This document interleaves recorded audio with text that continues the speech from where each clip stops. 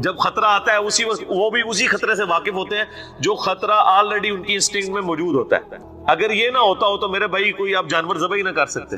عید کے دنوں میں اتنے سارے بیل جب جا رہے ہوتے ہیں، اگر ان کو یہ پتا چل جائے کہ ہم ذبح ہونے کے لیے جا رہے ہیں تو وہ تو تھی سرسلی مچا دیں. تو ظاہر ہے کہ وہ ان میں بس انسٹنکٹ ہے، اس طرح کی عقل نہیں ہے کہ وہ حالات کو فورسی کر کے مستقبل پلان کر سکیں اور پھر اپنی بات صحیح طریقے سے کنوے کر سکے دوسروں تک. کمیونیکیشن ان کے اندر بھی ہے لیکن بس اتنی ہے جو اللہ نے ڈومین ان کو سکھائی ہے. یہ نہیں ہے جس طرح انسان جو ہے کتنی لمبی پلاننگز کرتا ہے اور معاملات کو لے کے چلتا ہے، یہ چیز ان کے اندر نہیں ہے. اور پھر انسان جو ہے وہ بیان کی طاقت رکھتا ہے، یعنی اپنی چیزوں کو ایکسپریس کر سکتا ہے. اور یہ قوت گویائی ایسی چیز ہے کہ صحیح مسلم میں حدیث ہے، نبی صلی اللہ علیہ وآلہ وسلم نے فرمایا کہ بعض سپیکرز بولنے والے ایسے ہوتے ہیں کہ ان کی تقریر کا اثر جادو کا سا ہوتا ہے، جادو کا سا اثر رکھتا ہے. سر یہ سپیکنگ پاور ہی ہے نا جس نے پوری دنیا کی مت ماری ہے. ہٹلر کے پاس کیا تھی؟ سپیکنگ پاور تھی. جتنے بڑے بڑے آپ لیڈرز دیکھیں نا، یا پولیٹیکل لیڈرز ہوں، مذہبی لیڈرز ہوں، جنگجو ہوں، ان کے پاس سپیکنگ پاور ہوتی ہے. یہ اللہ تعالیٰ کا خاص انعام ہے. یعنی یہ تو تعویل خاص کے اعتبار سے آپ کہہ سکتے ہیں کہ یہ اس کی ہم نے مفہوم بیان کیا ہے. بعض لوگوں نے اس کا ترجمہ کرتے ہوئے یہ بھی کیا کہ رحمان نے قرآن کا علم سکھایا اور خلق الانسان، اس خاص انسان یعنی محمد صلی اللہ علیہ وآلہ وسلم کو تخلیق کیا، علمہ البیان، قرآن کا بیان انہیں سکھایا. یہ بھی بعض لوگوں نے ترجمہ کیا ہے. تو ظاہر ہے کہ جب انسانیت کو پیدا کیا اور تو انسانیت کے لیے شرف نبی صلی اللہ علیہ وآلہ وسلم کی مبارک ذات، وہ تو اعلیٰ درجے کی شخصیت ہے. تو اس طریقے سے بھی اگر ترجمہ کر دیا جائے تو ٹھیک ہے، لیکن اس پہ پھر انہوں نے بہت زیادہ غلوب کیا ہے. علمہ البیان تو پھر قرآن کا بیان ہی ہونا چاہیے تھا نا. اب احمد بریلوی صاحب نے اس کا ترجمہ بالکل ڈیفرنٹ کیا ہے. انہوں نے ترجمہ کیا ہے کہ خلق الانسان، انسانیت کی جان محمد صلی اللہ علیہ وآلہ وسلم کو پیدا کیا، علمہ البیان، ما کان و ما یکون کا علم انہیں سکھا دیا. یعنی جو بالکل بیٹھتا ہی نہیں ہے. ما کان و ما یکون عربی میں کہتے ہیں جو کچھ ہو چکا تھا اور جو کچھ ہوگا، ہر چیز کا علم نبی علیہ السلام کو سکھا دیا. تو یہ ما کان و ما یکون تو خود عربی کا لفظ ہے. نبی علیہ السلام کے لیے اللہ تعالیٰ نے قرآن میں یہ لفظ تو نہیں استعمال کیا. تو اس کا اسپیسیفک ترجمہ یہی ہے کہ رحمان نے قرآن کا علم سکھایا، وہ رحمان جس نے انسان کو پیدا کر کے قوت گویائی بخشی. لیکن ایک انہوں نے ترجمہ کیا اس کی تعویلاً، اور پھر اس میں بھی کس درجے تک آگے چلے گئے. باقی ڈیٹیلز کے لیے آپ علم غیب کے اوپر میرا مسئلہ نمبر 6A اور 6B دیکھ لیں. میں نے اس میں ڈیٹیل کے ساتھ اس حوالے سے جو افراط و تفریط ہوا ہے دونوں طرف سے، بریلویوں کی طرف سے بھی اور دیوبند اور اہل حدیث کی طرف سے، میں نے اس کو کھول کر آپٹیمل سولوشن اس کا دیا ہے. الشمس والقمر بحسبان، سورج اور چاند اس ٹائم ٹیبل کے پابند ہیں جو اللہ تعالیٰ نے ان کے لیے مقرر کر دیا ہے. آپ دیکھ لیں سورج کا ایک ٹائم ٹیبل ہے، چاند کا ہے، پھر ان کی آپس میں جو موشنز ہیں، اب یہ علیحدہ سے ایک ڈیٹیل طلب ٹاپک ہے. اللہ تعالیٰ نے یعنی یہ جو فزیکل فینومینا آف نیچر ہے یہ اتنے حیران کن ہے، ان کے اوپر تو گھنٹوں گفتگو ہو سکتی ہے. مسئلہ نمبر 60 ہے میرا، who is Allah in the light of latest scientific facts. Allah کون ہے جدید سائنسی حقائق کی روشنی میں. یعنی سورج اور چاند کو اللہ تعالیٰ نے ایسا بند کیا. اور یہ دیکھیں چاند تو اللہ نے ایک کیلنڈر لٹکا دیا آسمان.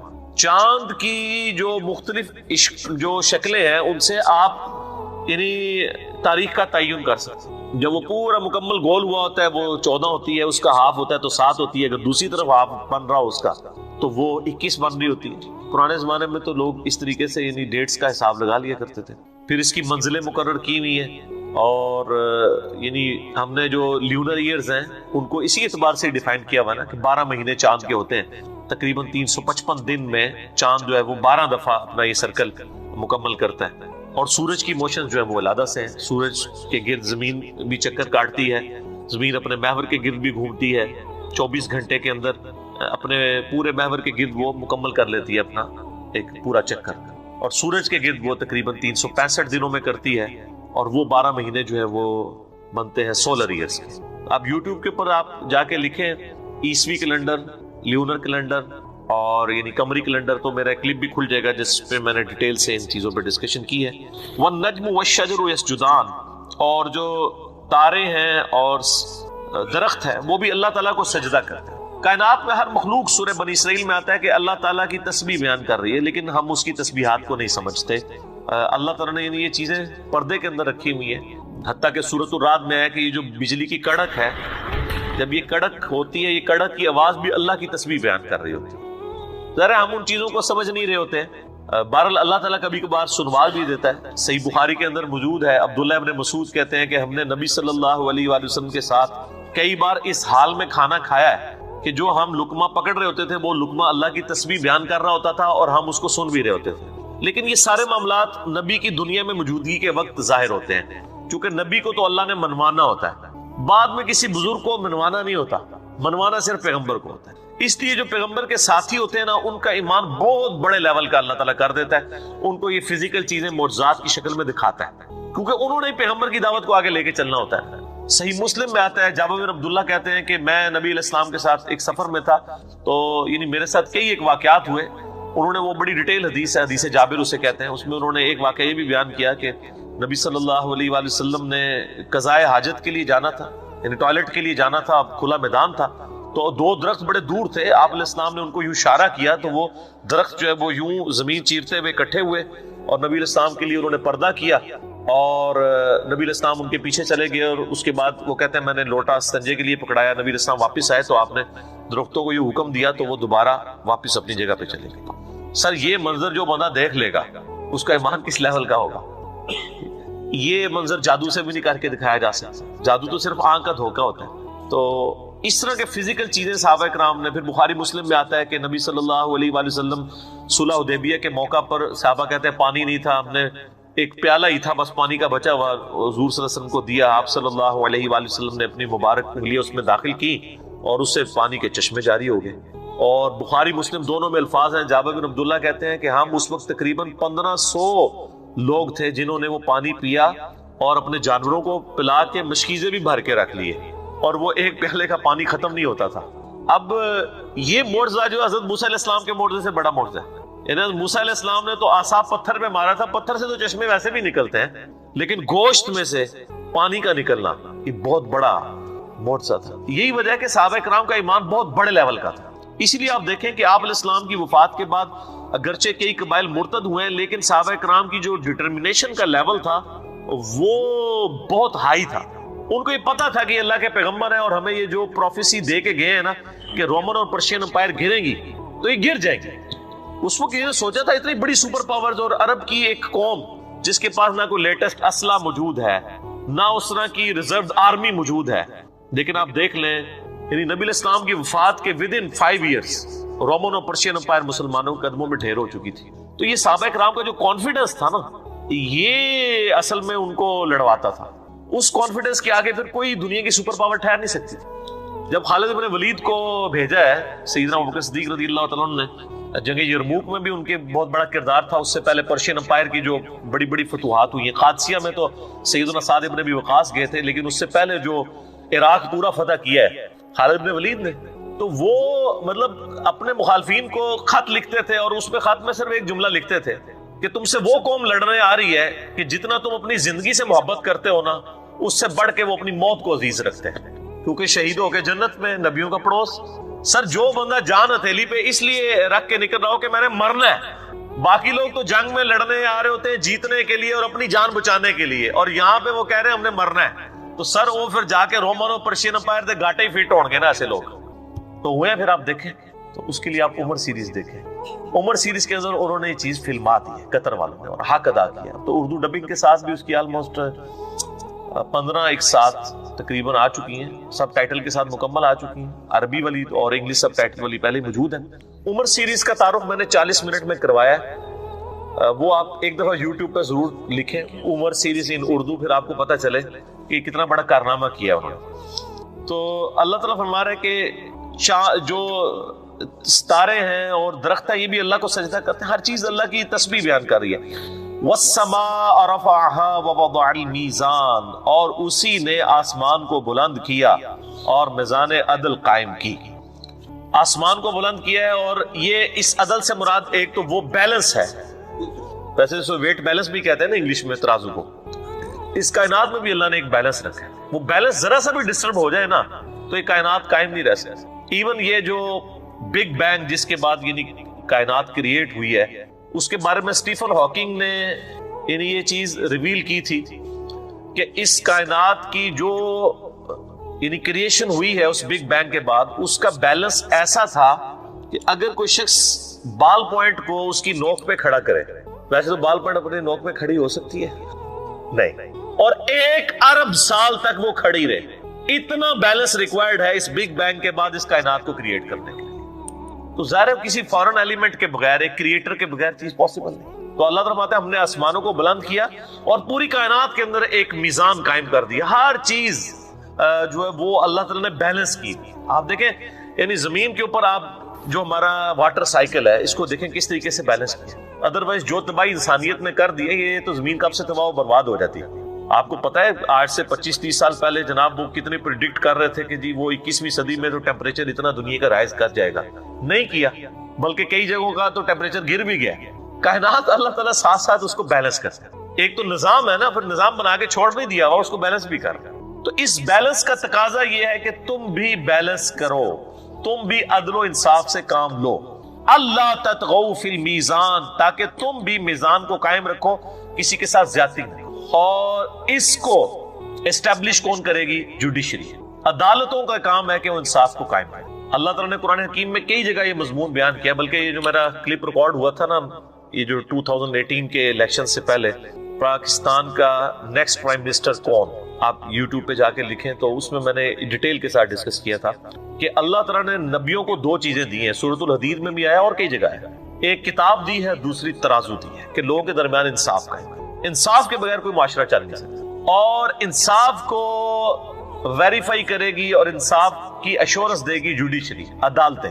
عدالت آزاد ہونی چاہیے۔ اللہ تعالیٰ فرماتا ہے کہ کسی کے ساتھ زیادتی نہ کرو، وَأَقِيمُوا الْوَزْنَ بِالْقِسْطِ وَلَا تُخْسِرُوا الْمِيزَانَ، اور وزن کو ٹھیک رکھو انصاف کے ساتھ، اور تول میں بھی کمی نہ کرو۔ وہ بھی دیکھ لیں وہ جو تول کے چیزیں بیچی جاتی ہیں یا ماپ کے چیزیں بیچی جاتی ہیں اس میں بھی آپ نے انصاف کرنا ہے۔ یہ نہیں ہے کہ ایک بندے نے آپ کو 1 کلو چینی کے پیسے دیے اور آپ جو ہے وہ اپنا ویٹ بیلنس یا اس کو تھوڑا سا یوں جھکا لیں، جو پرانے زمانے میں استعمال ہوتا تھا۔ آج کل بھی آپ دیکھ لیں کہ وہ ماپنے کے جو چیزیں ہیں یا ویٹ کرنے کی ہیں اس کے اندر بھی وہ گڑبڑ کر دیتے ہیں۔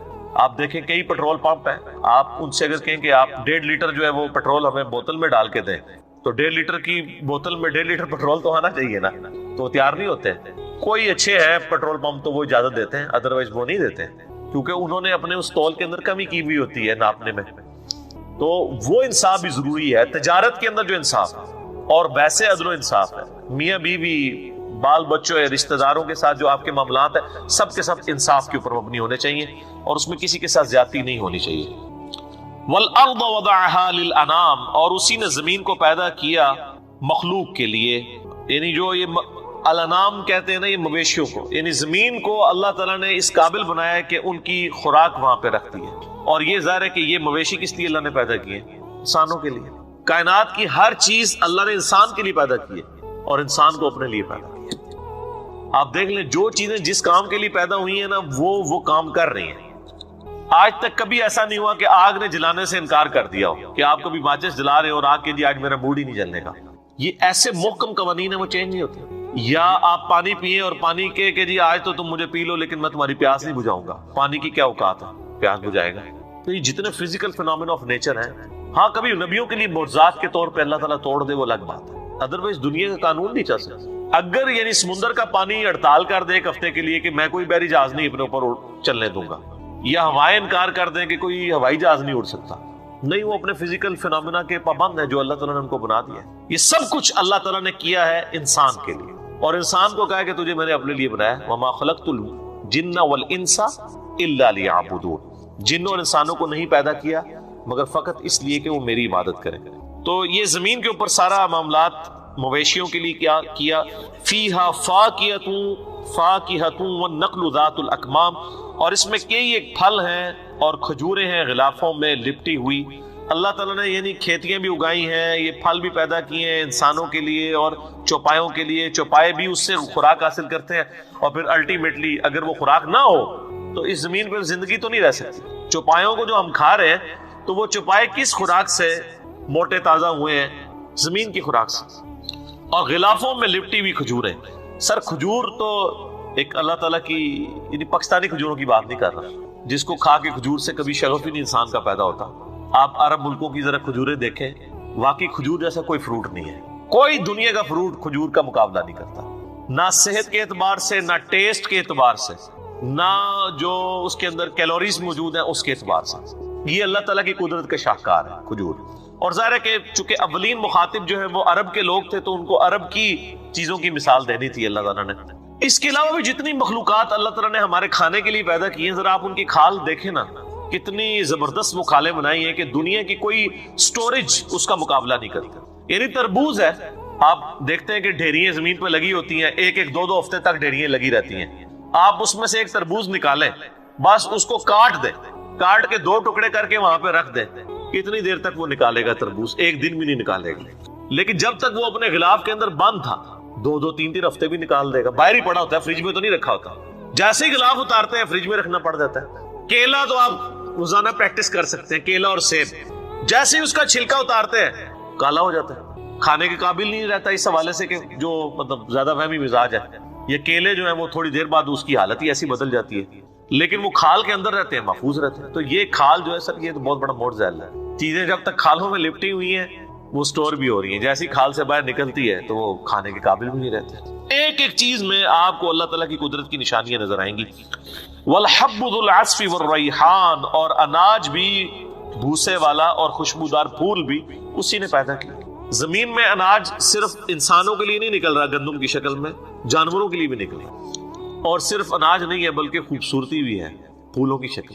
آپ سرسوں کے کھیت دیکھیں نا، وہ جو اس سے مسٹرڈ آئل جو نکلتا ہے وہ تو الگ سے، جو اس کی پھولوں کی خوبصورتی ہے وہ یلو کلر جو گرین کلر کے اندر دور سے آپ دیکھیں تو کیا خوبصورتی دیتا ہے. اور جتنے پھلدار درخت ہیں آپ دیکھیں، یہ پھول ہی ہیں جن سے وہ پھل بنتے ہیں، پہلے پھول لگتے ہیں اس کے اوپر. سر زمین و آسمان کی ساری مخلوقات مل کے، سارے بزرگ بھی مل جان، ایک پھول نہیں بنا سکتے. یہ ساری کہانیاں نے نا، بزرگ مردہ زندہ کر چھڑتے ہیں، بزرگ ہے کر چھڑتے ہیں، بزرگ وہ کر سکتے ہیں. کوئی اپنا پیشاب نہیں روک سکتا. کوئی بزرگ لے میرے سامنے جو پیشاب اپنا روک کے بتا دے، سوچ بھی نہیں سکتے. سر یہ سب کچھ اللہ تعالیٰ کرنے والا ہے. انسان تو بہت لاچار ہے. یہی وجہ ہے کہ آپ جب بیمار ہوتے ہیں بزرگوں کے پاس جاتے ہیں، بزرگ جب بیمار ہوتے ہیں وہ پاکستان کے مہنگے ترین ہاسپٹل میں جاتے ہیں. ہونا تو چاہیے نا کہ جب بزرگ بیمار ہوتے ہیں تو ان کو بھی کسی مزار پہ لے جایا کریں. خود تو وہ آغا خان ہاسپٹل میں، شفا انٹرنیشنل میں اپنا وہ پیشاب بند ہوتا ہے تو علاج کروا رہے ہوتے ہیں. میں نام نہیں لیتا، ہمارے کتنے بڑے بڑے جو بزرگی کا دعویٰ کرنے والے لوگ ہیں، ان کے کہاں پہ بائی پاس اور آپریشن ہو رہے ہوتے ہیں، تو ہاسپٹل میں کیوں لے کے جاتے ہیں؟ آپ کو آستانوں پہ بلاتے ہیں، خود بیمار ہوتے ہیں تو ہاسپٹل میں جاتے ہیں. کہانیاں. بلکہ وہ میں اقرار الحسن کا پروگرام کل پرسوں دیکھ رہا تھا، وہ ایک بزرگ جو روحانی آپریشن کرتے تھے، وہ ان کو اس نے پکڑا ہے، وہ ملتان کے پاس جناب اتنا کاروبار کیا ہوا تھا اس نے. وہ سارے کچھ انجی ہے. سارے میڈیا کی برکت ہے. یہ جو پرانے بزرگ جن کی آپ کتابوں میں کہانیاں پڑھتے ہیں نا، اس وقت بھی اگر یہ جیو نیوز یا ایئر وائی ڈیجیٹل یا یہ دنیا نیوز یا سما ٹی وی ہوتا ہے نا، تو ان بابوں کی بھی ساری کہانیاں کچا چٹا کھل جاتا. اس زمانے اقرار الحسن ویڈیو بنا رہا ہوں نا، تو تواڈے سارے بزرگ بھی جڑے نا، انہاں دی بھی تانوں ساری اصلیت پتہ لگ جانی سی. کہانیاں یہ بھی اب کہانیاں کرا رہا تھا اتنے عرصے سے گاؤں میں بیٹھا ہوا، کتنی دنیا کے پاس جا رہی تھی کہ وہ بائی پاس کر دیتا تھا. اور میں نے تو ان کو بہت آگے کی بات کی ہوئی ہے کہ بائی پاس تو بہت بڑا آپریشن ہے. دنیا کا کوئی بزرگ کسی بچے کا خطرہ کر کے بتاتے ہیں. ہاں فیل جو بندہ دل دیا نساں ٹھیک کر لینا ہے انج مار کے ہاتھ، ٹھیک ہے، وہ کسی نے دیکھا یا نہیں دیکھا، لیکن سر خطرہ تو سامنے نظر آئے گا نا. بچہ لے کے جاتے ہیں، بلیڈ نہیں مارن دینا، مار دام تے پتر کر کے 10 خطرہ، بلکہ اس سے آگے مجین سے لکھوایا جائے کہ اگر خطرہ نہ ہوا تو ڈیش ڈیش ڈیش ڈیش.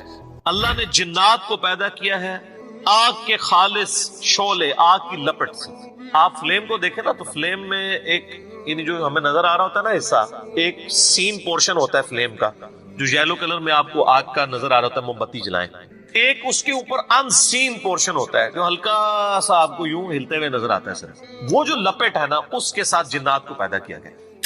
اعوذ باللہ من الشیطان الرجیم. خلق الانسان من صلصال کالفخار. اللہ نے پیدا کیا ہے انسان کو اس مٹی سے جو ٹھیکری کی مانند ہے.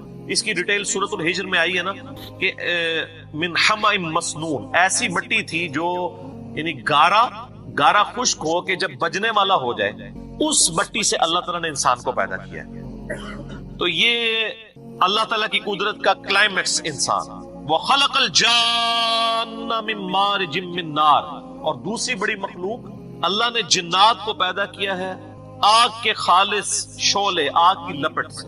آپ فلیم کو دیکھیں نا تو فلیم میں ایک یعنی جو ہمیں نظر آ رہا ہوتا ہے نا حصہ، ایک سین پورشن ہوتا ہے فلیم کا جو یلو کلر میں آپ کو آگ کا نظر آ رہا ہوتا ہے، موم بتی جلائیں، ایک اس کے اوپر ان سین پورشن ہوتا ہے جو ہلکا سا آپ کو یوں ہلتے ہوئے نظر آتا ہے صرف، وہ جو لپٹ ہے نا اس کے ساتھ جنات کو پیدا کیا گیا۔ اسی لیے جنات جب تک کوئی شکل اڈاپٹ نہ کریں نا تو آپ کو نظر نہیں آتے ہیں، اللہ تعالیٰ نے ان کو اس طرح کی مخلوق بنایا ہے کہ وہ آپ کو نظر نہیں آ سکتی۔ فَبِأَيِّ آلَاءِ رَبِّكُمَا تُكَذِّبَانِ، تو اے جنوں اور انسانوں کے گروہ، دو بڑی مخلوقات، تم اپنے رب کی قدرت کی کون کون سی نشانیوں کو جھٹلاؤ گے؟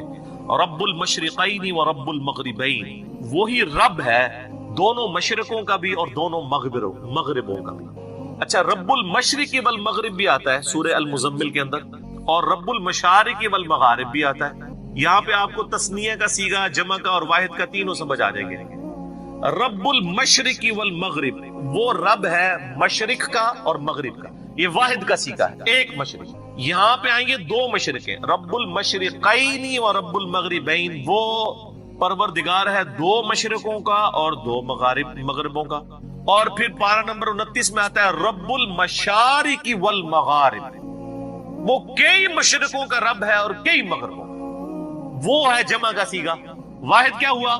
مشرق، تثنیہ مشرقین اور جمع مشارق، تو یہ تینوں باتیں بے وقت درست ہیں۔ رب المشرق والمغرب تو سب کو پتہ ہے، یعنی ود ریسپیکٹ ٹو زمین سورج مشرق سے نکل کے مغرب میں غروب ہوتا ہے، ویسے تو سورج غروب ہوتے ہی کوئی نہیں ہے، ود ریسپیکٹ ٹو زمین، اور ظاہر ہے یہ اسٹیبلش چیز ہے۔ قرآن حکیم چونکہ لٹریچر کی بک ہے، لٹریچر کی زبان میں بات کرے گا۔ آپ نیو یارک ٹائم میں بھی اگر دیکھیں گے تو وہاں پہ بھی آپ کو سن سیٹ اور سن رائز لکھا ہوا نظر آئے گا۔ اب یہ نہیں کہہ سکتے کہ امریکنز کو پتہ ہی نہیں ہے کہ سورج نکلتا ہی نہیں ہے، وہ آپ کو کہیں گے نہیں بھائی یہ لٹریچر کی زبان، تو قرآن پہ بھی کوئی ایسا اعتراض نہیں، قرآن لٹریچر کی زبان میں بات کرتا ہے۔ تو مشرق سے سورج نکل کے مغرب میں جاتا ہے، تو سب کو پتہ ہے، دو مشرق اور دو مغرب۔ اس کو اس طرح بھی آپ سمجھ سکتے ہیں کہ جو آپ کا مغرب ہے نا، وہ اس سے جو نیچے ملک ہے ان کے لیے مشرق ہوتا ہے، یعنی ہمارا جو مغرب ہے وہ امریکہ کے لیے مشرق ہے، کیونکہ جب سورج جو ہے اب ایسے ٹریول کر کے، آپ کو پتا ہے ہمارے بالکل ایگزیکٹ نیچے امریکہ ہے، تو یہاں سے جب امریکہ میں سورج غروب ہو رہا ہوتا ہے نا، یہاں پہ پہنچا ہے تو وہ مغرب میں غروب ہوتا ہے، اور ہمارا یہاں پہ مشرق ہے، یہاں سے نکل رہا ہوتا ہے۔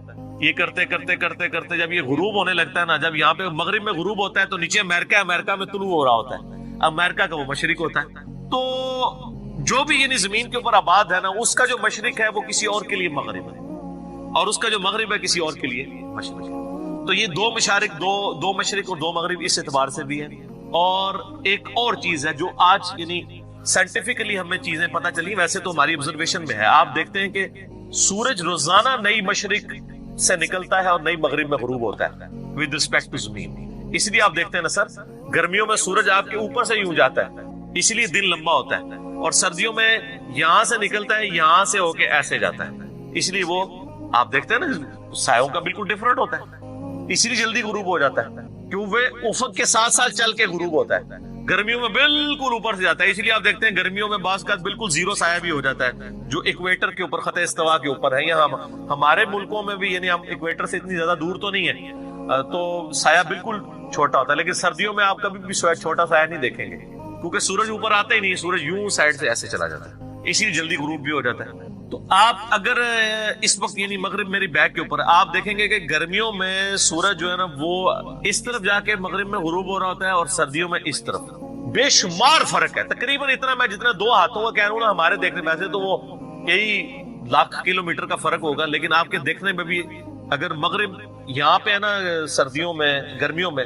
تو سردیوں میں یہاں ہوتی ہے، وہ پہلے ہی غروب ہو جاتا ہے۔ تو ہر دن نئی مشرق ہوتی ہے، 365 مشرقیں ہیں، کیونکہ وہ ایک دن میں یوں شفٹ نہیں ہوتا، ایک دن یہاں سے نکلا، اگلے دن تھوڑا سا آگے سے نکلا، اگلے دن تھوڑا سا آگے کرتے کرتے کرتے وہ مشرقی ایکسٹریم کو پہنچتا ہے، اور ادھر بھی مغرب کی ایکسٹریم کو پہنچتا ہے۔ تو یہ 365 مشرق تو بنتے ہیں، کیونکہ روزانہ نئی جگہ سے طلوع ہوتا ہے، تبھی تو وہ گریجولی شفٹ ہوتا ہے نا۔ یا 365 کا ہاف کر لیں آپ، یعنی وہ موسم کے اعتبار سے، تو روزانہ ایک نئی مشرق سے نکل کے نئی مغرب میں غروب ہوتا ہے۔ تو یہ ساری اللہ کی مشرقیں ہیں اور ساری مغربیں اللہ کی۔ تو رب المشارق والمغارب بھی درست ہے، رب المشرقین والمغربین بھی درست ہے، اور رب المغربین اور رب المشرق والمغرب بھی درست ہے۔ فَبِأَيِّ آلَاءِ رَبِّكُمَا تُكَذِّبَانِ، تو تم اپنے رب کی کون کون سی قدرت کی نشانیوں کو جھٹلاؤ گے.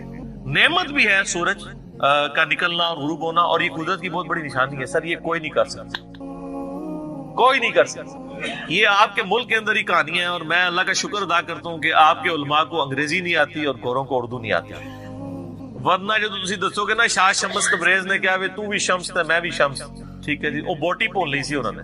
اچھا وہ جب بوٹی بون رہے تھے تو جو ملتان کے جو باقی لوگ تھے وہ نہیں بنے گئے, صرف بوٹی بنی گئی ہے, جی نہیں گئے. چھچڑا بھی بنیا گیا, شاہ صاحب خود بھی کچھ, چلو شاہ صاحب نے کہا کہ بزرگ نے بچ گئے تھے, باقی سارے بزرگ سن. وہ سر بات یہ کہ یہ شاہ شمس نے بھی کارنامہ ملتان ہی جی کرنا سی, اس کردو ہی نہیں سی کرنا. ملتان میں تو ویسے ہی نہیں, جغرافی پوائنٹ آف ویو سے گرمی ہے, اس کا اس کے ساتھ کوئی تعلق ہی نہیں ہے. تو یہ سب کی سب کہانیاں میرے بھائی, کوئی کچھ نہیں کر سکتا.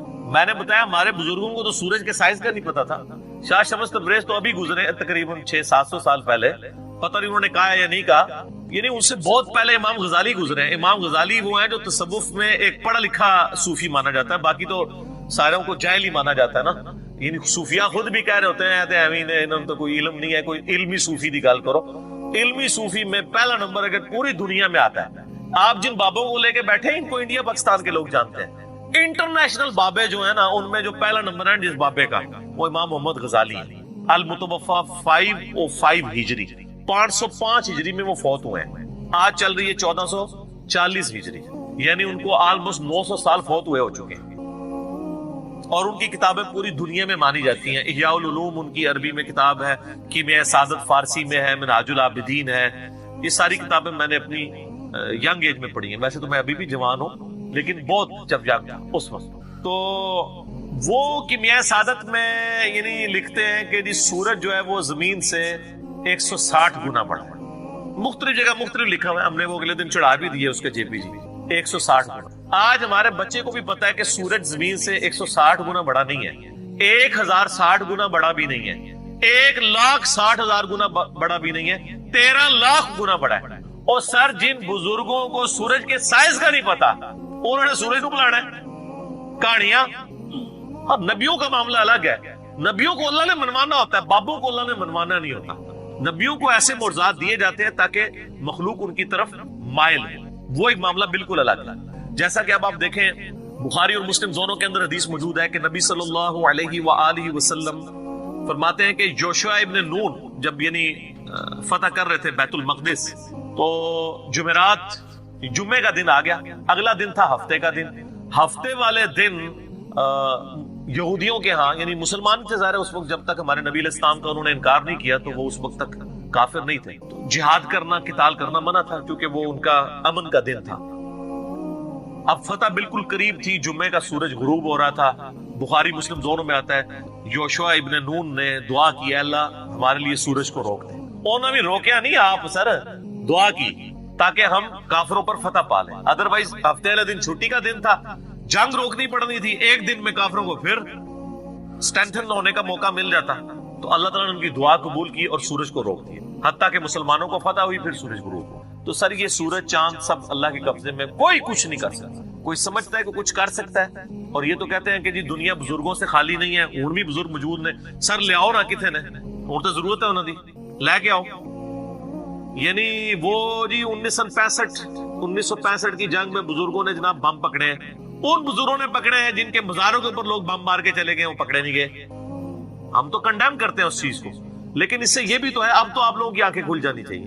کوئی کچھ نہیں کر سکتا. سب سے بڑے بزرگ, سب سے زیادہ بزرگ عراق کے اندر ہے, اور عراق کا جنازہ نکل گیا, کچھ نہیں ہوا. ہاں بعض اوقات شیاطین جو ہیں وہ انسانوں اور جنوں میں سے انسانوں کو وسوسے دلاتے ہیں کہ جی وہ تو یزید نے بھی کعبے پہ چڑھائی کی تھی تو اللہ نے کعبہ کیوں نہیں بچایا. اس لیے کہ اللہ نے کہیں یہ کہا ہی نہیں ہے کہ میں نے کعبہ بچانا ہے. اللہ نے تو آپ کو بقدر ایفرٹ چھوڑا ہوا ہے دنیا کے اندر.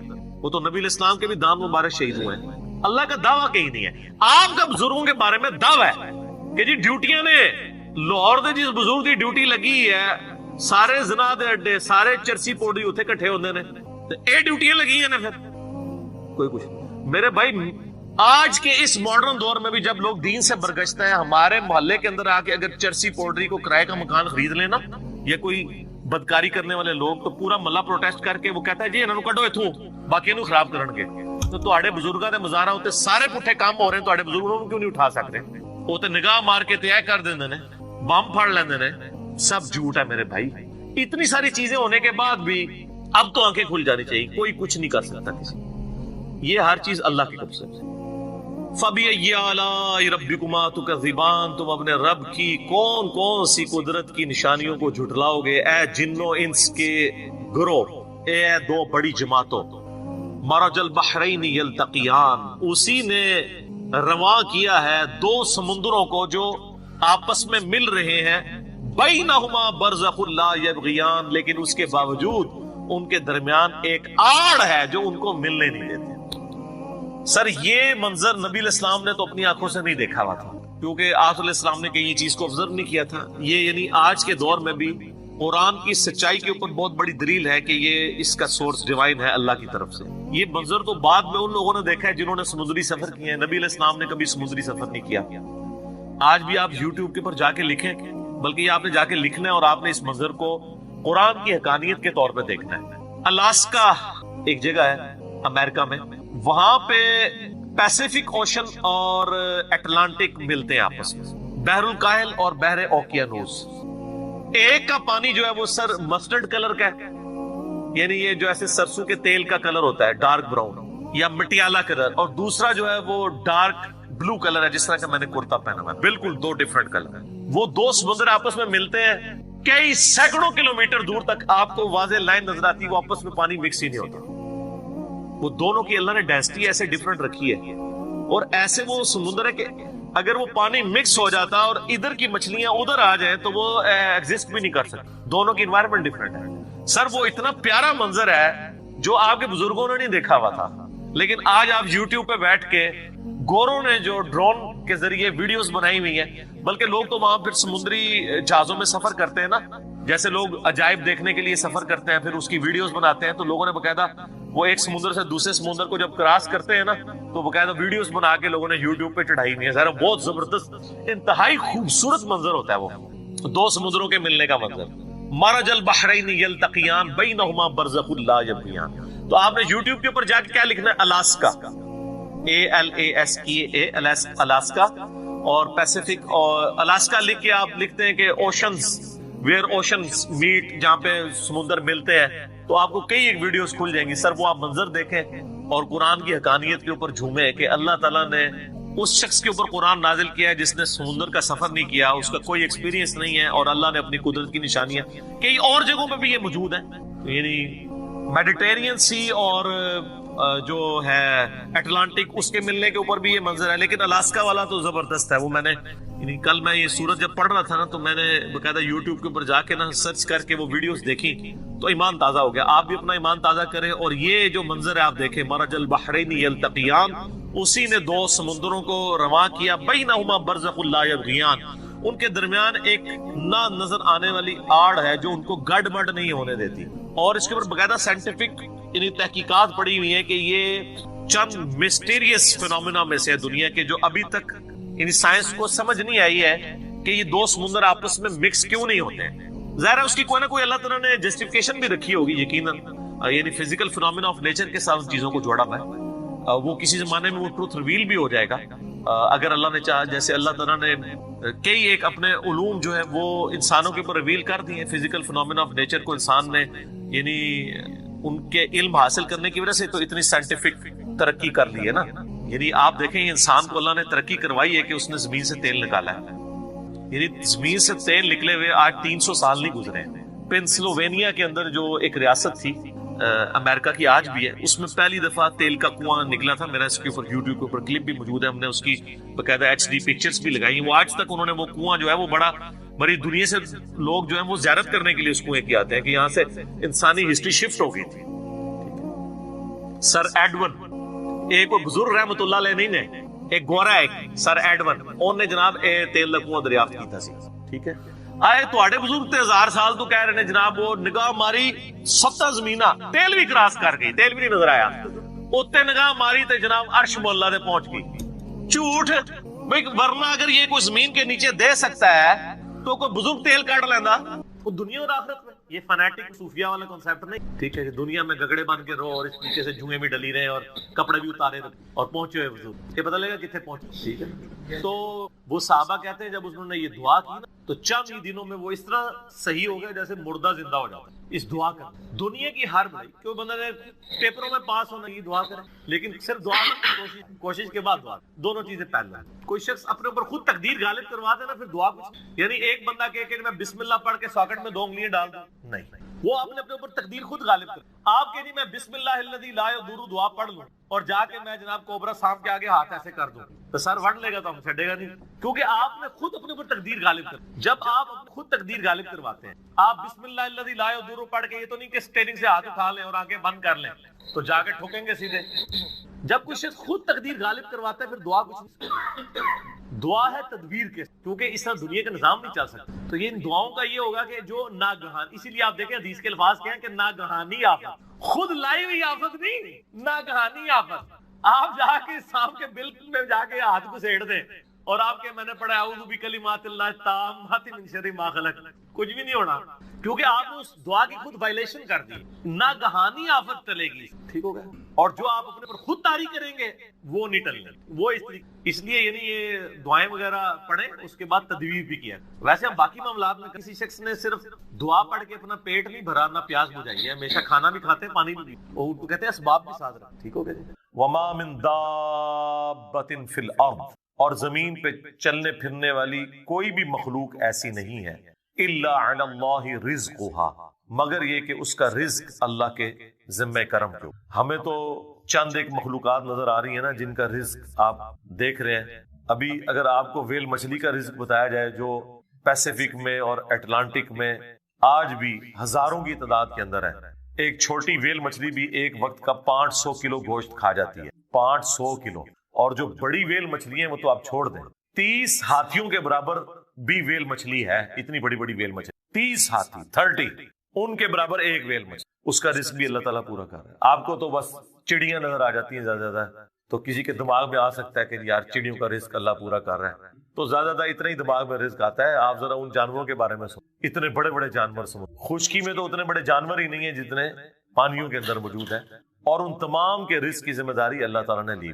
لیکن یہ رزق کی ذمہ داری ہے کوشش کے ساتھ جڑی. یہ نہ سمجھیں کہ ویل مچھلی کے منہ میں آ کے اللہ تعالیٰ کو چیز ڈال دیتا ہے, نہیں, کوشش کرنی پڑتی ہے, انسان کو بھی کوشش کرنی پڑتی ہے. اللہ نے دنیا کو اسباب کے ساتھ جوڑا ہوا ہے, ہاں کوشش کرو گے رزق ملے گا. پوٹینشلی رزق اللہ تعالیٰ نے قیامت تک کے لیے اس پلانٹ ارتھ پہ رکھ دی ہے. دیکھیں آج سے آلموسٹ 200 سال پہلے تک تو کسی کو پتہ ہی نہیں تھا کہ زمین میں انرجی کا اتنا بڑا خزانہ موجود ہے تیل کی شکل میں. 1853 میں وہ پہلا کنواں پنسلوینیا میں امریکن سٹیٹ کے اندر دریافت ہوا تھا, کرنل ایڈون نے کیا تھا. اتنی ماشاءاللہ مٹھی داڑھی تھی, ہے کرسچن تھے ویسے. اور عرب ملکوں میں وہ تو 20ویں صدی کے اندر تیل نکلا ہے, 1960 کے قریب جا کے یہ تیل نکلا ہے عرب ملکوں میں. اب میرا سوال یہ ہے کہ 1300 سال تک سارے بزرگان دین آج عمرے کے لیے جاتے رہے, جو نیچے نگاہ مارتے تھے تو 7 زمینیں کراس اور اوپر عرش پہ نگاہ پہنچتی تھی, کسی بزرگ کو تیل نہیں نظر آیا عرب کی سرزمین میں. ایسے بزرگوں سے جان چھڑا سکتے تھے کہ اتنے تے گئے نہیں ہون گے, مکے مدینے تے گئے سن نا, وہ تو لنگے نے نا, کسی کو تیل نظر آیا. دنیا کو اللہ نے مقدر ایفرٹ, اور یہ بھی اب مزید کوئی 50-60 سال کا تیل رہ گیا.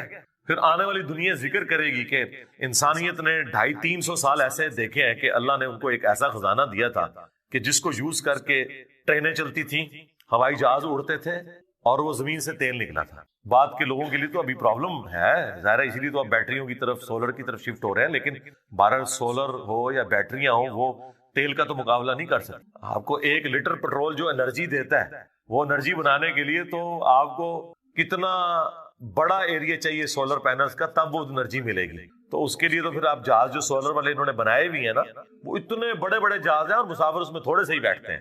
یہ جو بوئنگ 747 یا ایئر بس 380 جو 500 مسافروں کو لے کے جا رہی ہے, اس کی انرجی اگر آپ کو سولر پینل سے کرنی پڑ جائے تو اس جیسے 50 جہاز بنائے تو تب جا کے اس میں اتنے بندے بیٹھیں گے.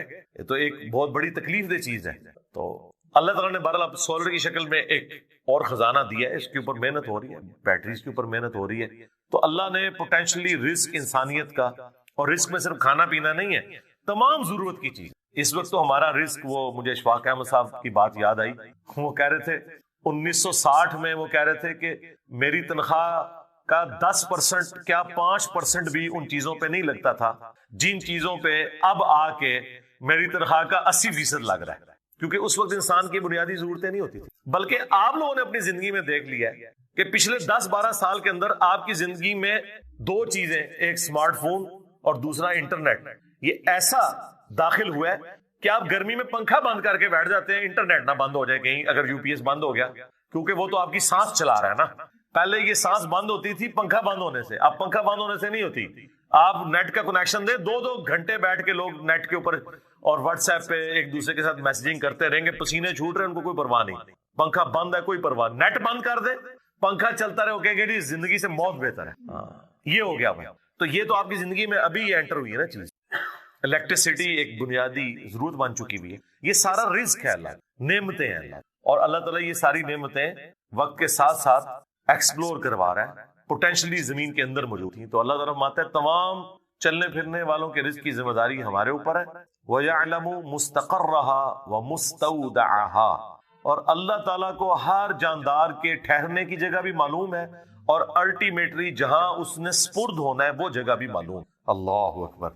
ٹھہرنے کی جگہ تو آپ کو سمجھ آ رہی ہوگی کہ اللہ تعالیٰ کو یہ پتا ہے کہ کس انسان نے کہاں پہ رکنا ہے، کس شیر نے کس غار میں رہنا ہے، کس مگرمچھ نے کس میٹھے پانی میں گزارا کرنا ہے، کون سی ویل مچھلی کس سمندر میں ہے اور کہاں کہاں اس نے اپنا وقت گزارنا ہے. صرف یہ اللہ کے علم میں نہیں، وَمُسْتَوْدَعَهَا، اس نے مر کے جہاں پہ جانا ہے وہ جگہ بھی اللہ کو معلوم ہے. کس کی قبر جو ہے وہ مٹی کا ڈھیر بننی ہے، کس کی قبر سمندر میں بننی ہے، کس کی قبر شیر کے پیٹ میں بننی ہے، کس نے ایئر کریش میں ہواؤں میں بکھرنا ہے. ہر بندے کا جو الٹیمیٹ انجام ہے وہ بھی اللہ تعالیٰ کو ہر مخلوق کا پتہ ہے.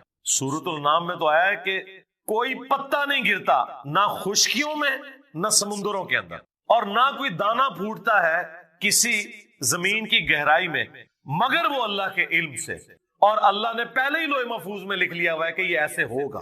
یہ اس سے بھی اگلا ورژن ہے کہ نہ صرف وہ کام ہونے کے بعد اللہ کو پتا چلتا ہے، ہونے سے پہلے بھی اللہ نے اپنے علم میں رکھا ہوا ہے، اور علم میں نہیں لکھ کے رکھا ہوا ہے کہ یہ ایسا ہوگا. اور یہاں پہ بھی وہ ذکر آ گیا کہ رزق بھی اللہ کے ذمہ ہے، اور وہ جانتا ہے ہر بندے کی، ہر مخلوق کے ٹھہرنے کی جگہ اور الٹیمیٹلی سپرد ہونے کی جگہ. کل فی کتاب مبین، اور ہر چیز ایک روشن کتاب میں لکھی ہوئی ہے.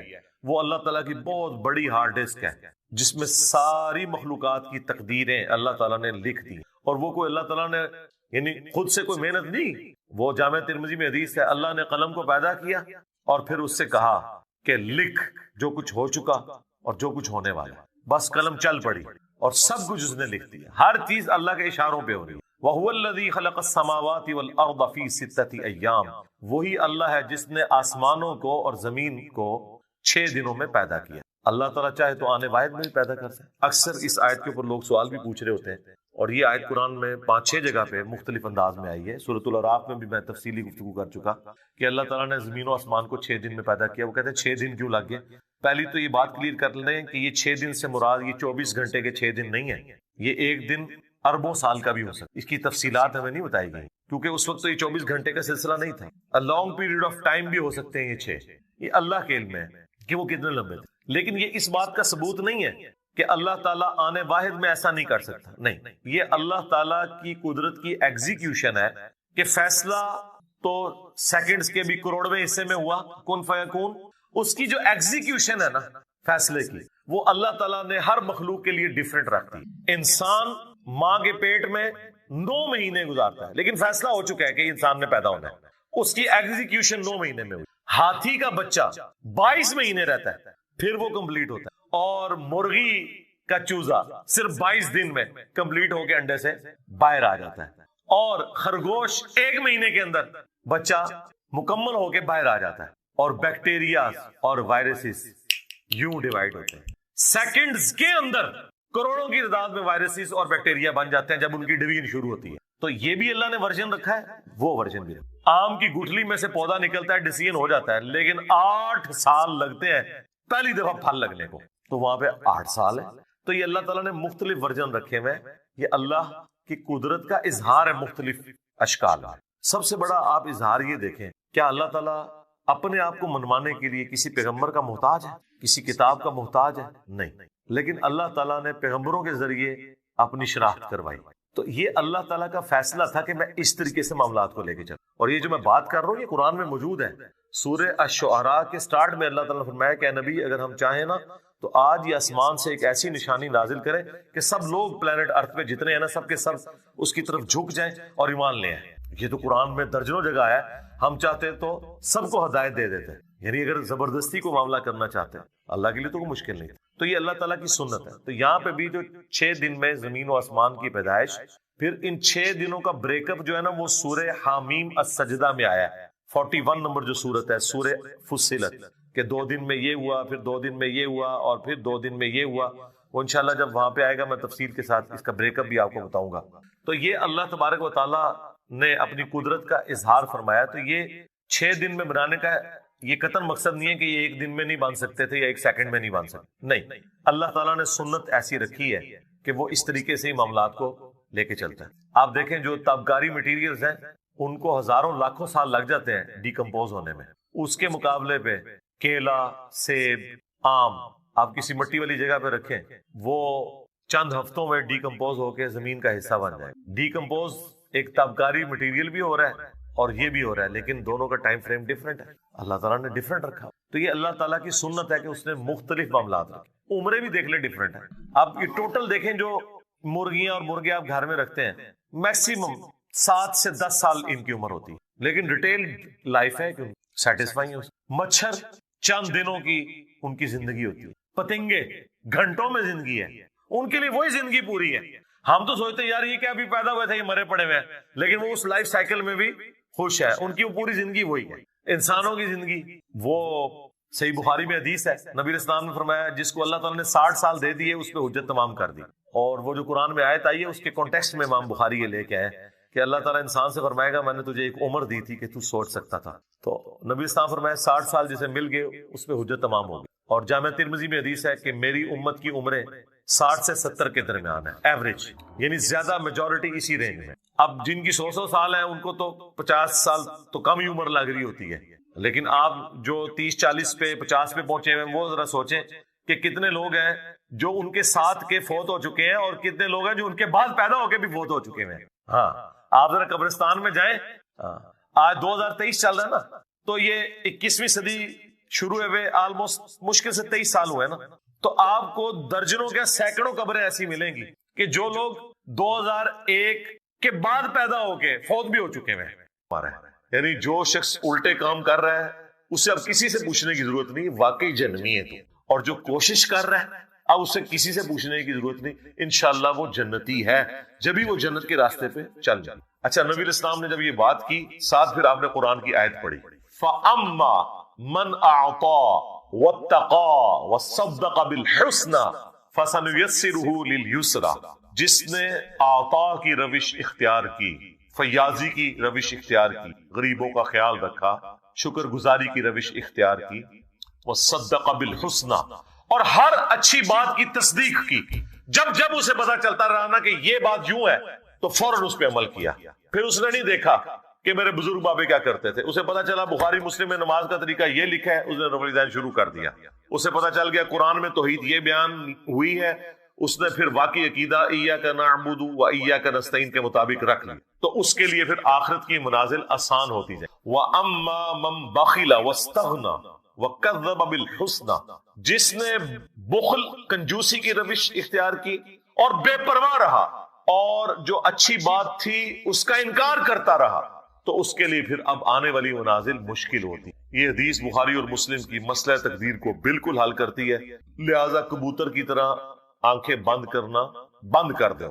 ہاں بالکل قرآن اپنے مقدمے میں واضح ہے میرے بھائی. قرآن کا مقدمہ, پیغمبروں کا مقدمہ اس کے اوپر کھڑا ہے کہ انسان کو اللہ نے اختیار دیا ہوا ہے. اگر اختیار نہیں دیا ہوا تو پیغمبر کیوں آئے ہیں ادھر؟ اسی لیے آئے نا کہ اختیار دیا گیا ہے, یہ حق کا راستہ ہے, یہ باطل کا راستہ. ہاں جو چیزیں ہماری تقدیر سے متعلق ہے نا ان کے بارے میں ہم سے سوال بھی نہیں ہونا. کسی شخص سے نہیں پوچھا جائے گا تو لاہور میں کیوں پیدا ہوا, تو ایتھوپیا میں کیوں پیدا ہوا, تو امریکہ میں کیوں پیدا ہوا, تیرے ماں باپ فلاں کیوں تھے, تیرے چہرے کی رنگت یوں کیوں تھی, تیری آنکھوں کا رنگ کیوں. یہ ساری چیزیں تقدیر ہیں.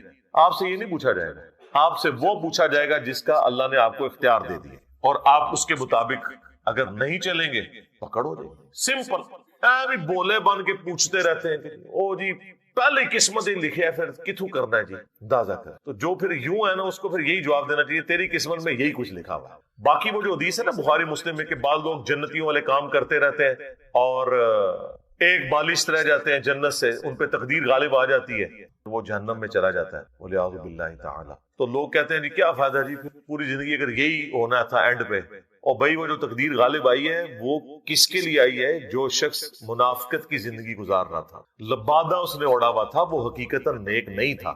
یہ نہیں ہے کہ ایک بندے نے پوری نیک نیتی کے ساتھ اچھے عقائد اپنائے اور دین پہ عمل کیا اب اس کے اوپر تقدیر غالب آ جائے گی. نہیں, ایسا نہیں ہوگا, بالکل نہیں ہوگا. دنیا میں ہو سکتا ہے کہ کوئی شخص محنت کرے اس کی محنت ضائع جائے, کیونکہ دنیا کو اللہ نے ابتلا کے قانون پہ بنایا ہے, آزمائش کے قانون. وَلَنَبْلُوَنَّكُمْ بِشَيْءٍ مِّنَ الْخَوْفِ وَالْجُوعِ وَنَقْصٍ مِّنَ الْأَمْوَالِ وَالْأَنفُسِ وَالثَّمَرَاتِ.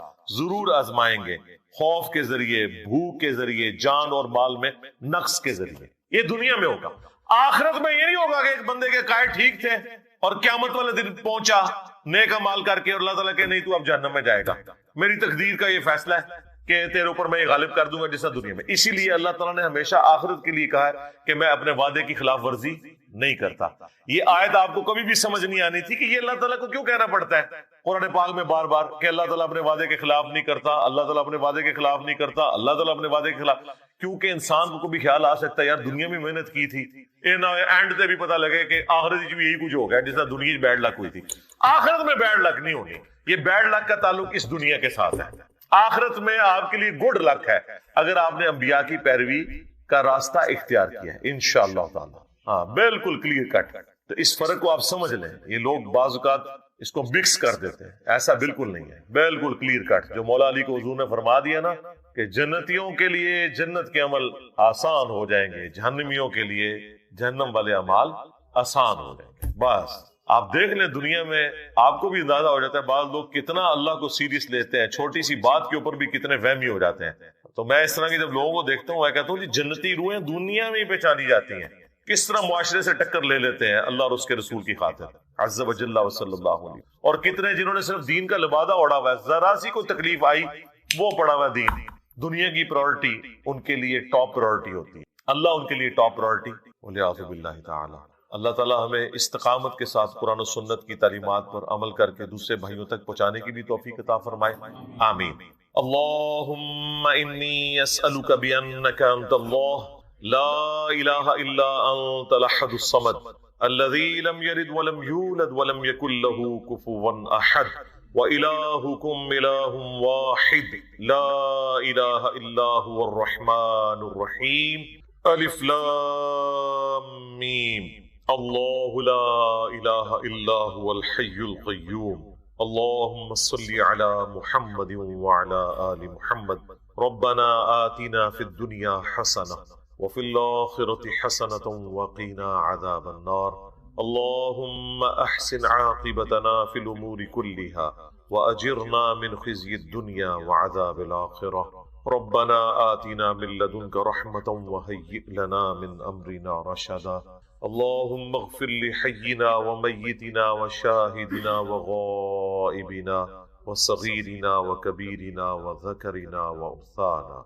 اللهم من أحييته منا فأحيه على الإسلام ومن توفيته منا فتوفه. اس کا تو خیر ترجمہ بھی ممکن نہیں ہے, یہ ایک کوڈ ورڈز کے طور پہ.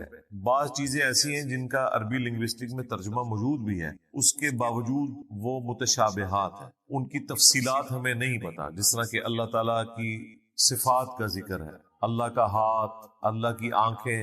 اب یہ جو گفتگو ہے یہ لٹریچر کی زبان میں بھی ہو سکتی ہے کہ اس سے مراد قدرت لیا گیا ہو, یا اس سے مراد اللہ تعالیٰ کی وہ کوالٹیز ہیں جن کی تفصیلات ہمیں نہیں پتا.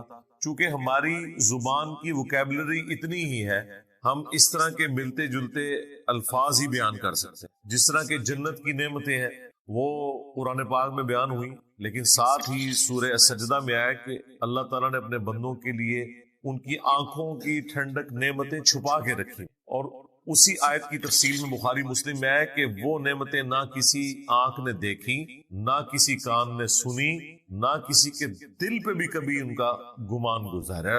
اس کا مطلب ہے وہ ایکسٹراڈنری نعمتیں. تو سمجھانے کے لیے بتا دیا جاتا ہے. اسی لیے سورۃ البقرہ میں ہے کہ جب جنتیوں کو فروٹ دیے جائیں گے تو وہ دنیا کے فروٹ سے ملتے جلتے ہوں گے. وہ کہیں گے کہ یہ تو وہی ہے جو ہمیں دنیا میں بھی دیا گیا تھا، لیکن اللہ تعالیٰ کی بات ہے وہ ان سے ملتے جلتے ہوں گے. وہ تو جب کھائیں گے تو پتا چلے گا نا کہ اس میں بہت بڑا فرق ہے. مثلا ایک دیسی آم کا ذائقہ ہے، انور ٹور بھی دیکھنے میں دیسی آم کی طرح ہے، لیکن ذائقے میں زمین و آسمان کا فرق. تو جو جنت کا فروٹ ہے بظاہر دیکھنے میں دنیا کے فروٹ کی طرح نظر آئے گا، لیکن اس کی جو کوالٹیز ہے، اس کا جو ذائقہ ہے، اس کا کوئی لینا دینا نہیں ہے دنیا کی کسی بھی چیز کے ساتھ. لیکن وہ اس لیے اللہ تبارک و تعالیٰ نے اس کو ایسی شکل کا رکھا ہے تاکہ دل میں اس کے لیے اٹریکشن پیدا ہو.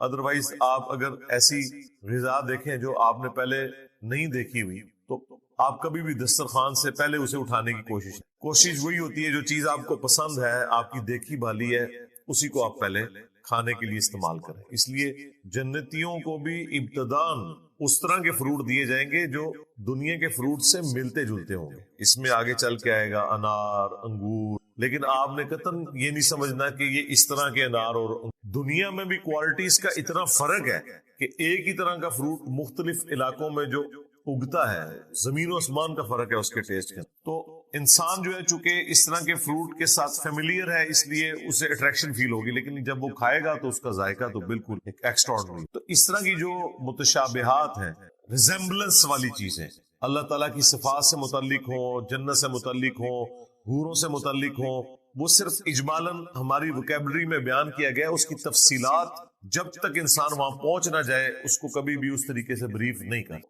ان آیات پہ صرف ایمان لانا کافی ہے، نہ یہ ایسی آیات ہیں کہ جن کی وجہ سے کوئی قرآن کی تعلیمات میں فرق پڑ جاتا ہے کہ اگر آپ اس کو ڈیٹیل سے نہیں سمجھ رہے. اس کا ذکر سورہ آل عمران کی آیت نمبر 7 میں آیا کہ ہم نے قرآن جو نازل کیا اس کی آیات دو قسم کی، ایک محکمات ہے، دوسری متشابہات ہے. پھر اللہ تعالیٰ میں جو محکمات ہیں وہی اصل کتاب ہے، یعنی جن میں اللہ تعالیٰ نے حکم بیان کیے ہیں. حکم کیا ہے؟ نماز پڑھو، ماں باپ کے ساتھ اس نے سلوک کرو، بدکاری سے بچو، قتل نہ حق نہ کرو، چوری سے بچو.